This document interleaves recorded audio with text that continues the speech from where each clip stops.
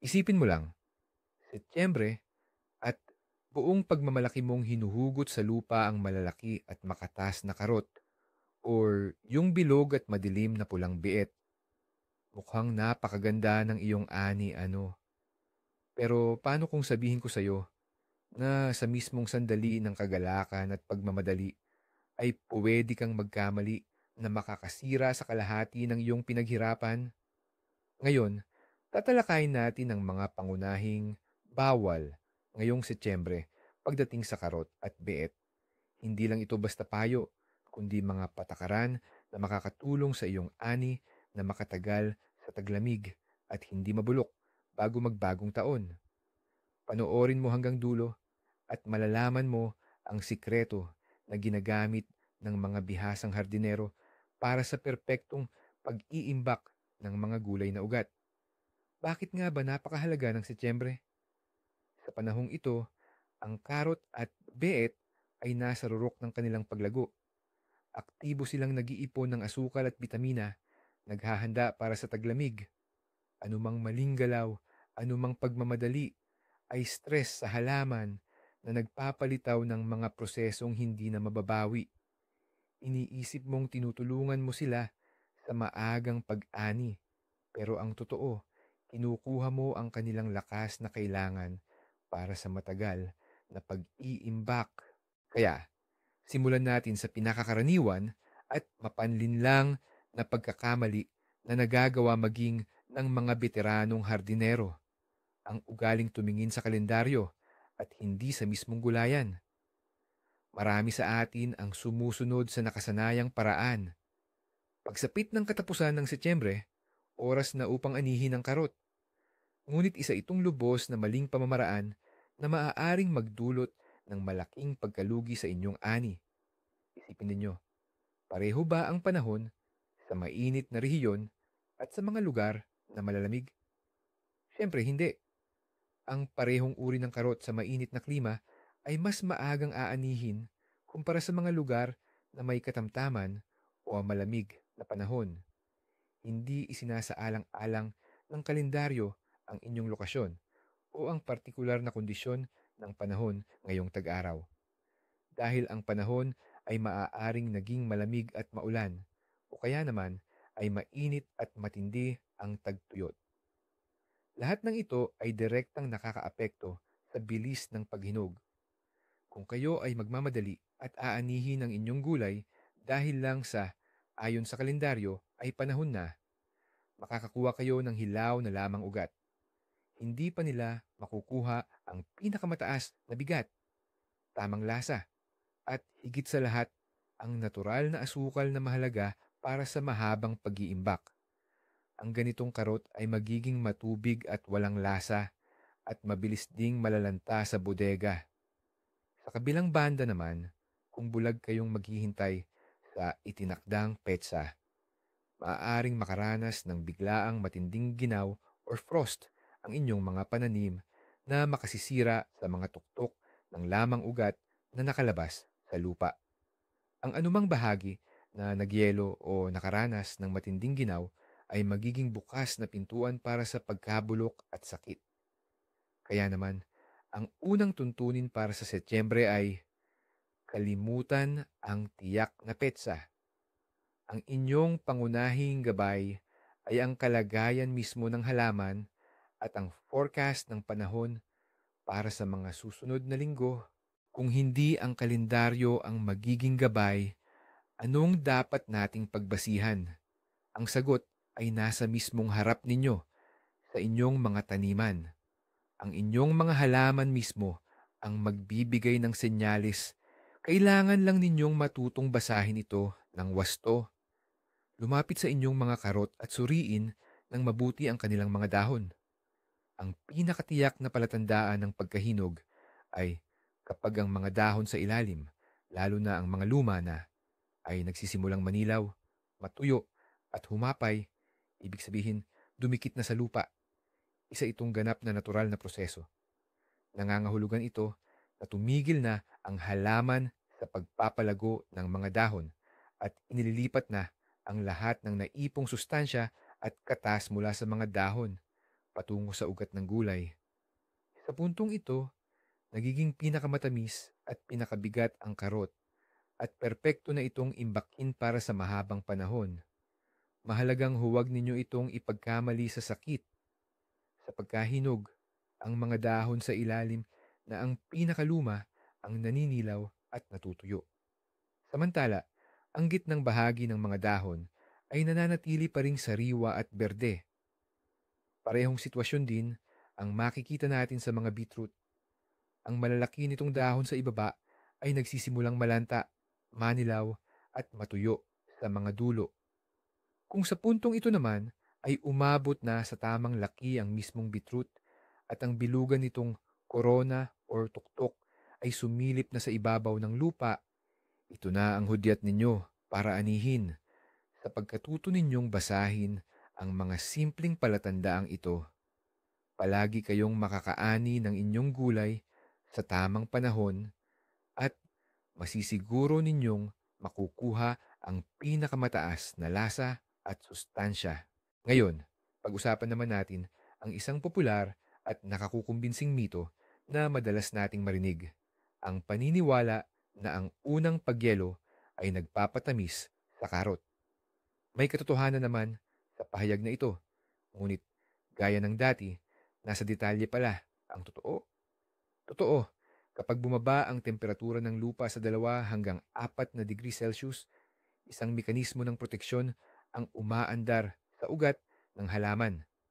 Ang starch ay mabilis na nagsisimulang maging asukal. Ito ay parang natural na panlaban sa pagyelo na pumipigil sa mga selyula na mag-freeze. At oo, mas nagiging matamis ng kaunti ang karot dahil dito. Ngunit ang mahalagang salita dito ay paglamig o bahagyang pagbaba ng temperatura, hindi matinding pagyelo. Ang kaunting hamog sa damuhan sa gabi o panandaliang pagbaba ng temperatura sa 0 degree Celsius ay hindi makakasama. Ngunit ang matindi at tuluyang pagyelo kung saan ang lupa ay nagyeyelo ng kahit 1 sentimetro. Yan ay sakuna na. Ang bahagi ng ugat na malapit sa ibabaw ay nayeyelo.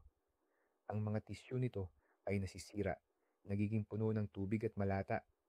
Sa panlabas, maaaring hindi mo ito mapansin, ngunit sa loob ay nagsimula na ang proseso ng pagkasira. Ang ganitong karot na naapektuhan ng yelo ay hindi tatagal sa imbakan. Magsisimula itong mabulok mula sa itaas na magpapakalat ng sakit sa malulusog na ugat sa paligid nito. Kaya, ang pagsusugal sa tamis na ito at paghihintay ng matinding pagyelo ay lubhang mapanganib. Ayan, napili mo na ang tamang oras. Nagbibigay na ng senyales ang talbos at perpekto pa ang panahon. Para bang, ano pa ba ang pwedeng magkamali? Well, ito ang dapat mong malaman. Ang pinakamalaking tukso sa sandaling ito ay ang madaliin ang lahat. Ang hawakan ang malusog na talbos at sa isang biglaang hila, hugutin ang karot mula sa lupa. Pamilyar ka ba rito? Huwag na huwag mong gagawin iyan, lalo na kung siksik at luwad ang iyong lupa. May 90% tsansa na mapuputol mo ang talbos, iiwan ang ugat na gulay sa lupa. O mas malala pa, mababali mo ang manipis at maselang dulo nito. At anumang bali, bitak o kahit malalim na gasgas ay bukas na sugat sa katawan ng gulay. Isipin mo na ito ay isang pintuan kung saan sa panahon ng pag-imbak ay agad na sasalakay ang kawan ng bakterya at fungi na nagdudulot ng pagkabulok. Ang mga ganitong nasirang gulay ang unang nabubulok sa bodega. Kaya kalimutan mo na ang barbarong paraang iyan. Ang pinakamatalik mong kaibigan sa gawaing ito ay ang garden fork o kung wala talagang pagpipilian, ang isang maingat na pala. Ang tamang pamamaraan ay isang mabusisi at maingat na gawain, hindi isang pilitan o marahas na paghila. Pag-aralan natin ang tamang teknik sa paghukay para siguradong buo at hindi masisira ang inyong mga root crops. Kumuha ng boka. Lumayo ng humigit kumulang 10 hanggang 15 sentimetro mula sa hilera ng karot. Ito'y mahalaga para hindi matusok ang mismong gulay. Ibaon ang boka ng patayo sa lupa at siguraduhin na malalim. Dahan-dahan at walang biglaang paggalaw, igalaw ang hawakan papunta sa inyo.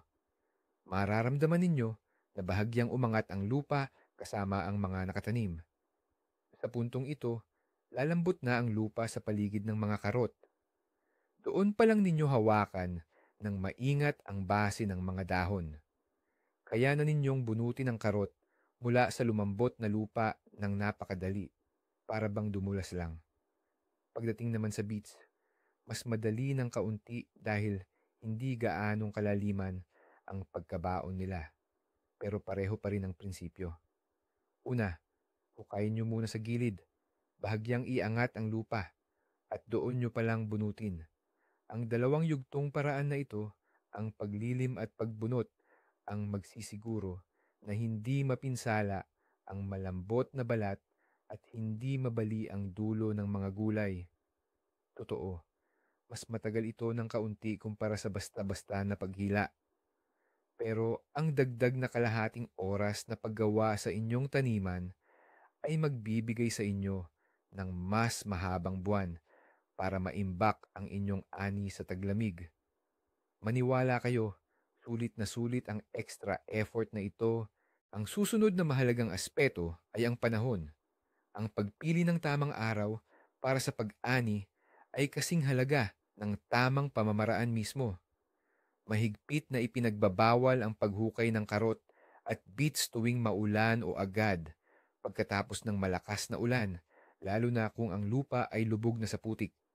Bakit? Una, hindi lang ito abala at nakakadiri, pero ang dumi at abala ay maliit na problema lang. Ang pangunahing problema ay ang mga gulay ugat na nahukay mula sa basang lupa ay didikitan ng makapal na putik. Napakahirap linisin ang mga ito nang hindi nasisira ang manipis na balat.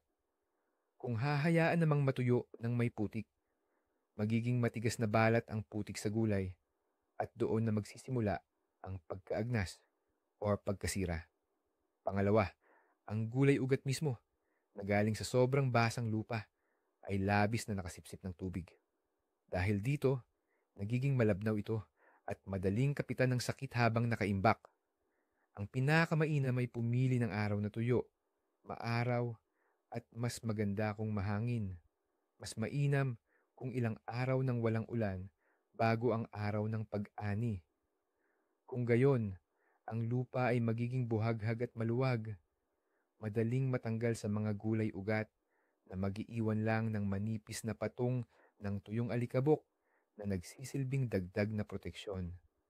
Malinis na paggawa at malusog na ani, iyan ang bunga ng tamang pagpili ng araw. Ngayon, matagumpay mo nang naalis ang root crop mula sa lupa. Ano kaya ang kasunod na hakbang?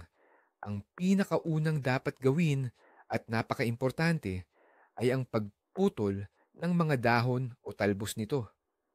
At kailangan itong gawin agad, mismo sa kamang taniman, sa loob lamang ng 15 hanggang 20 minuto pagkatapos itong hukayin. Huwag ipagpaliban ang hakbang na ito at lalong huwag dalhin ang mga gulay na may dahon pa sa inyong bodega. Bakit nga ba kailangan ng ganoong pagmamadali? Habang nakakabit pa ang mga dahon sa mismong ugat, patuloy pa rin itong nabubuhay. At para manatiling buhay, kailangan nito ng tubig at sustansya. At kukunin nito ang mga ito mula sa iisang pinagmulan lamang, ang mismong karot o beet. Ang malalaking dahon nito ay parang bomba na sumisipsip at humuhugot ng mahalagang katas mula sa ugat.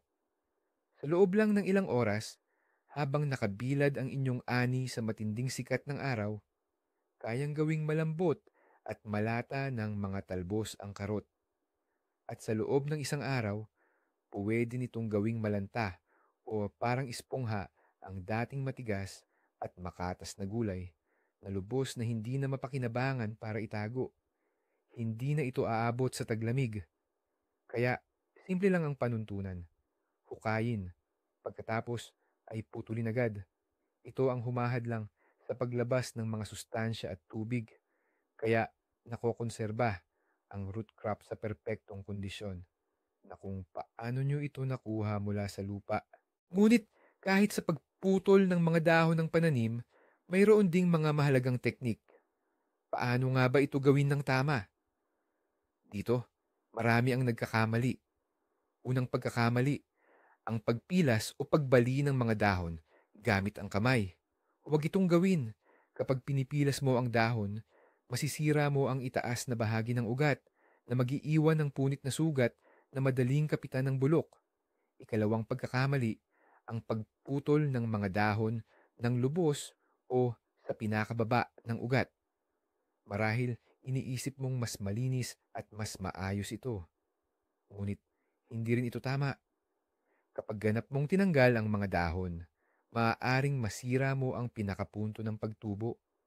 At ito naman ay maaaring maging sanhi upang magising ang ugat at tumubo ng bagong dahon mismo sa imbakan na lubos na nakakapagpahina dito at nagpapaikli sa tagal ng pag-iimbak nito. Kaya paano ang tama? Gumamit ng matalim na kutsilyo or sekature. Putulin ang mga dahon. Mag-iwan ng maliit na tangkay na may taas na 1 hanggang 2 sentimetro. Sa paglipas ng panahon, ang tangkay na ito ay matutuyo at bubuo ng isang matibay at hindi tinatablan na takip. Ito ang magiging selyo na pumipigil sa pagpasok ng impeksyon at pagkawala ng tubig sa itaas na bahagi ng ugat. Maliit man itong detalye, malaki naman ang papel nito sa matagalang pag-iimbak. Ang susunod na pag-uusapan natin ay may kinalaman sa kalinisan o mas tumpak ang labis na paghahangad nito. Ano ang madalas nating gustong gawin sa gulay na bagong hango lang sa lupa? Siyempre, hugasan ito. Tanggalin ang lahat ng putik para maging malinis at kaakit-akit. Pero teka muna, ang paghuhugas ng karot at beets bago itabi para sa imbakan ay isa sa pinakamalaking pagkakamali. Bakit?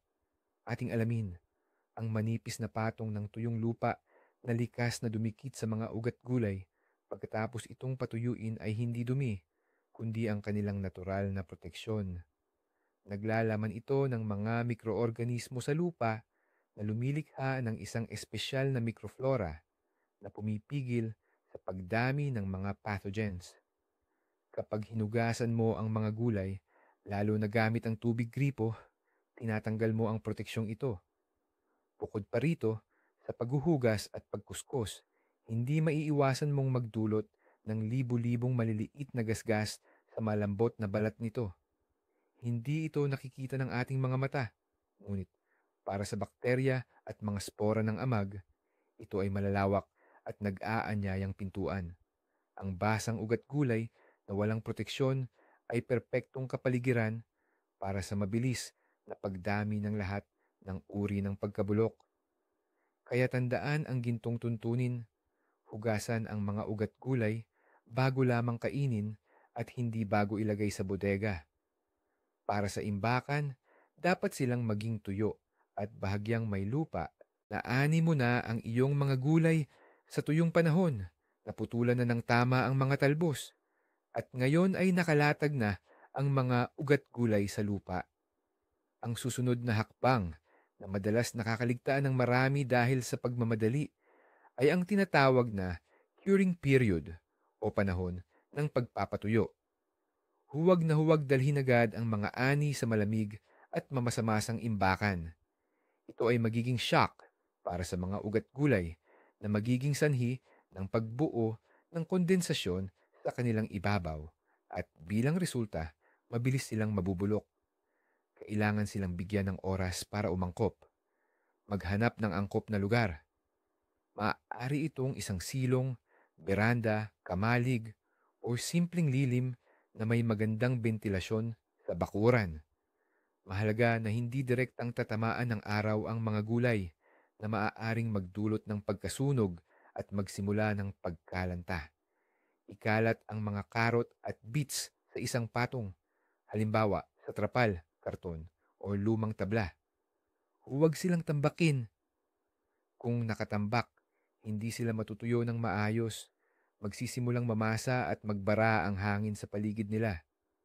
Hayaan silang nakalatag sa ganoong paraan sa loob ng ilang oras, mula 2 hanggang 6. Depende sa lagay ng panahon.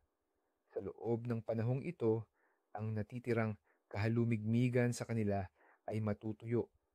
Ang lupa na nakakapit ay madaling matatanggal at ang temperatura ng mga ugat gulay ay dahan-dahang magiging kapareho ng temperatura ng hangin sa paligid. Ano nga ba ang nangyayari sa panahon ng paghilom na ito habang nagpapahinga ang mga ani sa lilim? Sa panahong ito, nagsisimulang gumana ang mahahalagang likas na mekanismo ng pagtatanggol sa sarili. Anumang maliliit na pinsala na hindi may iwasang dulot ng pag-aani, gaya ng mga gasgas, galos, at mga naputol na ugat, ay nagsisimulang matuyo at maghilom. Sa mga lugar na iyon, nabubuo ang isang manipis na protektibong balat na parang cork. Ito, tulad ng isang panakipsugat, ay tinatakpan ang napinsalang bahagi at humaharang sa pagpasok ng impeksyon sa loob ng lamang ugat.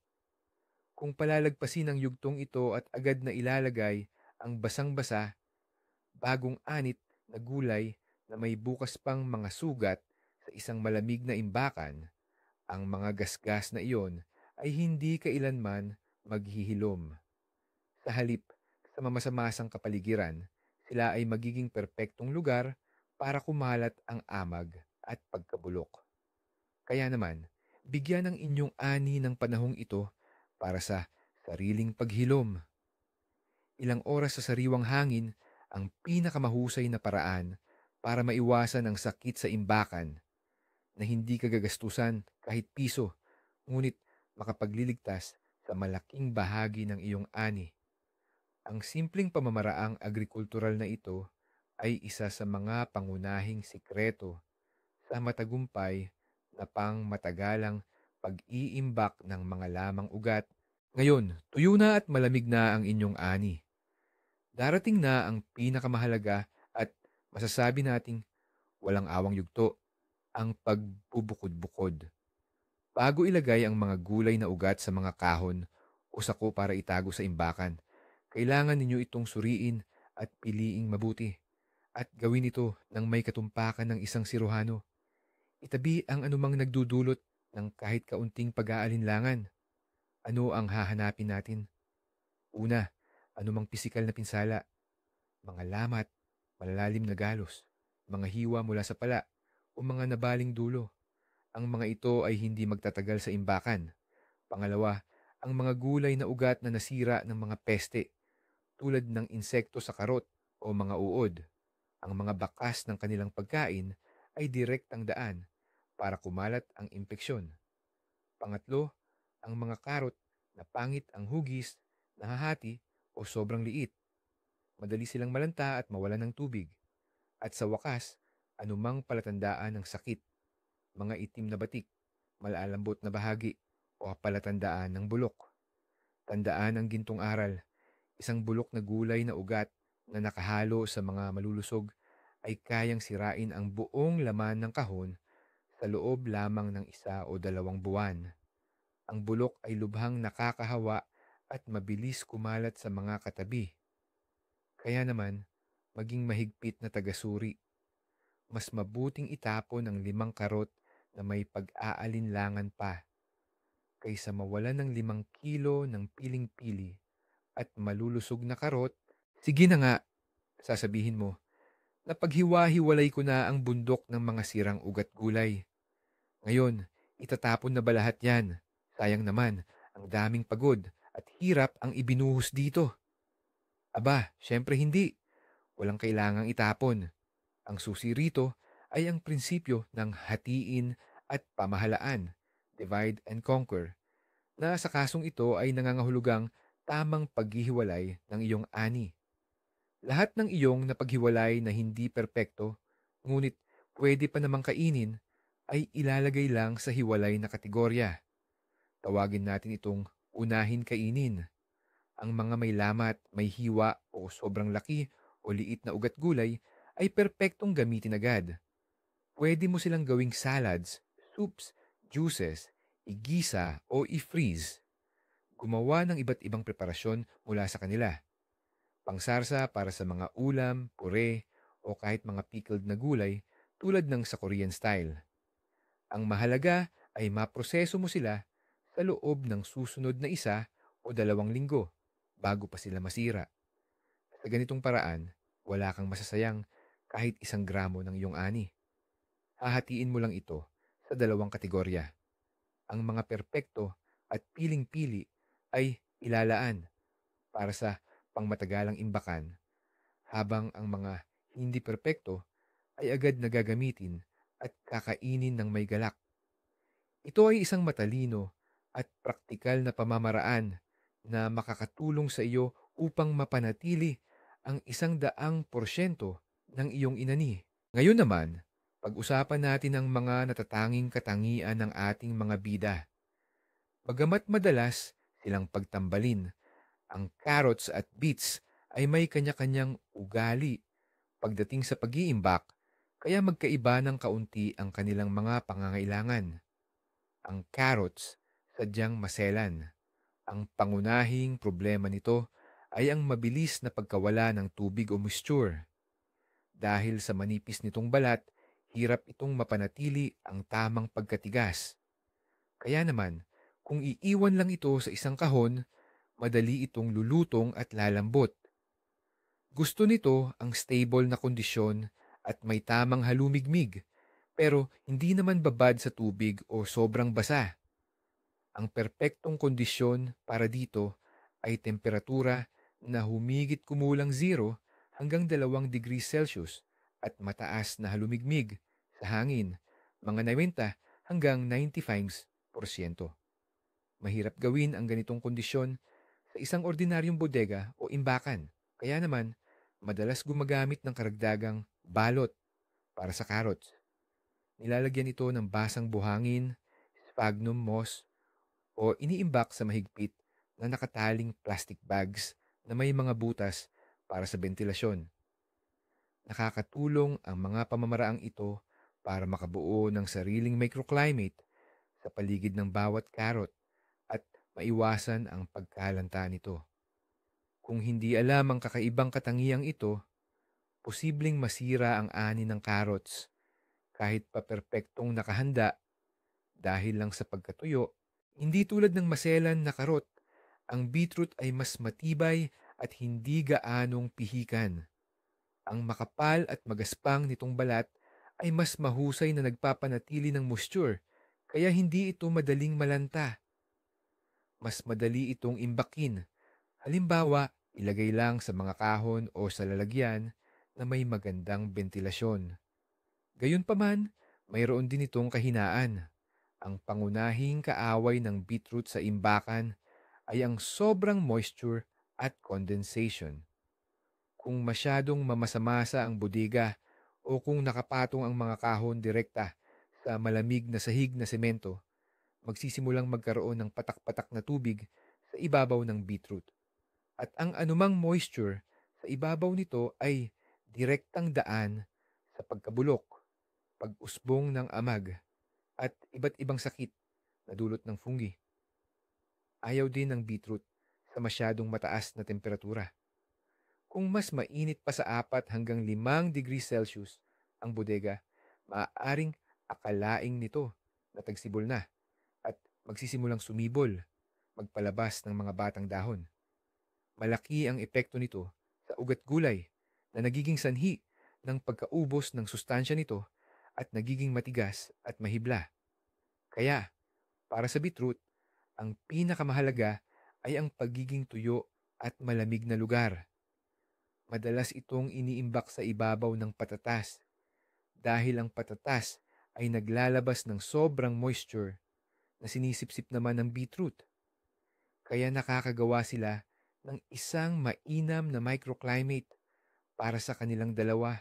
Sa unang tingin, ang lahat ng prosesong ito, ang pagpili ng araw, maingat na paghukay, pagputol, pagpapatuyo, at pagbubukod-bukod ay maaaring mukhang sobrang komplikado at matagal.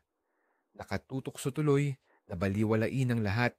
Anihin na lang ng mabilis ang mga gulay, ilagay sa mga balde at dalhin sa imbakan o bodega sa pag-aakalang basta na lang yan makakaligtas doon.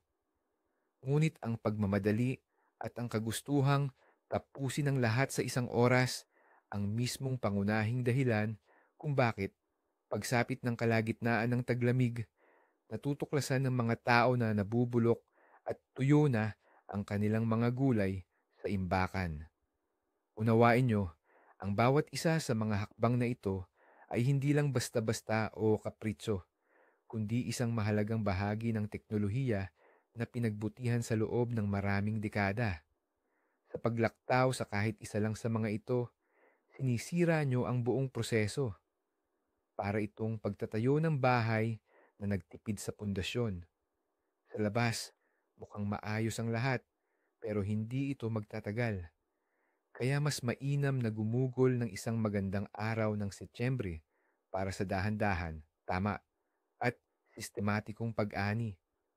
Ang isang araw na pagtatrabahong ito ay magbubunga ng sagana, lalo na kapag sa Pebrero o Marso ay kukunin nyo mula sa inyong imbakan ang malusog, malutong na karot at makatas, matamis na beets na parang kinuha lang sa taniman. Ang inyong oras at pagod ay ang pinakamahusay na puhunan para sa pangmatagalang pagpapanatili ng inyong ani at bilang huling paalala tungkol sa tamang panahon ng pag-aani. Tandaan ito, habang nasa lupa pa ang gulay, sa natural nitong kapaligiran, buhay pa ito. Patuloy itong humihinga, lumalaki, at ang pinakaimportante sa lahat, nag-iipon ng nutrisyon. Kapag lumamig na ang panahon sa Setyembre, pero hindi pa lumalamig ng husto para magyelo, at humupa na ang init ng tag-init, yun ang panahon kung kailan pinakaaktibo ang pag-ipon ng asukal sa mga karot at beets. Araw-araw, nagiging mas matamis, mas masarap, at mas masustansya ang mga ito. Kapag inani mo ng masyadong maaga sa huling bahagi ng Agosto o simula ng Setyembre dahil lang sa takot na baka may mangyari, para mo na ring dinaya ang sarili mo. Nakakakuha ka ng produkto na hindi pa umabot sa rurok ng lasa at nutrisyon nito. Oo, makakain ito. Pero hindi kasing sarap at kasing sustansya kung nanatili pa ito sa lupa ng ilang linggo. Kaya huwag mong madaliin ang kalikasan. Hayaan mong ganap na mahinog ang iyong ani. Obserbahan mo ito. Bantayan ang panahon at tiyak na aani ka, hindi lang basta gulay, kundi isang tunay na konsentrado ng lasa at nutrisyon na magpapasaya sa iyo sa buong mahabang taglamig. Ngayon, narito ang mga pinakamahalagang punto na siguradong magpapabago sa inyong pagtingin sa pag-iimbak ng inyong ani. Ang una at pinakamahalagang tip, agad-agad putulin ang talbos o dahon. Marami ang nagiiwan nito sa loob ng 1 o 2 araw at ito ay isang malaking pagkakamali. Sa loob lamang ng bumpasapumatong oras, kayang sipsipin ng mga dahon ang hanggang 1/4 ng katas mula sa mismong ugat na nagpapalit sa matigas na gulay ugat sa isang malambot na espongha na hindi na kayang imbakin ng matagal. Hindi lang ito basta payo. Ito ay isang batas sa pagpapanatili ng kahalumigmigan. Ang ikalawa at marahil ang pinaka-kontra-intuitibong sikreto, ganap na iwasan ang paghuhugas. Ang ating pagnanais na makita ang lahat ng malinis ay nagiging laban sa atin dito. Ang lupa kung saan lumaki ang gulay ugat ay naglalaman ng mga mikroorganismo na lumilikha ng manipis at protektibong pelikula. Kapag hinugasan natin ito ng tubig mula sa gripo, hindi lang natin tinatanggal ang pelikulang ito, kundi sinisira din natin ang pinong balat na nagbubukas ng libu-libong mikrobutas na daanan para sa mga impeksyon. Ang mga gulay ugat na iniimbak ng marumi ngunit tuyo ay mas tumatagal ng husto. Ito ang kaso kung saan ang kalinisan ay kalaban ng tibay. Kaya ang pangunahing konklusyon ay simple lang. Huwag magmadali. Pakinggan ang inyong mga halaman, bantayan ang lagay ng panahon, at sundin ang wastong teknolohiya sa pag-aani. Ang tamang paghahanda ay 70% ng tagumpay upang mapanatili ang inyong ani ng carrots at beets hanggang sa tagsibol. Salamat sa panonood ng video na ito hanggang sa huli. Umaasa ako na naging kapaki-pakinabang ang mga payo na ito para sa inyo. Kung gayon, huwag kalimutang mag-like at mag-subscribe sa channel upang hindi makaligtaan ang mga susunod pang video. Ngayon, may tanong ako sa inyo. Ano ang pinakamadalas na problema na inyong naranasan sa pag-iimbak ng carrots at beets? Ibahagi ang inyong karanasan sa comment section at pag-usapan natin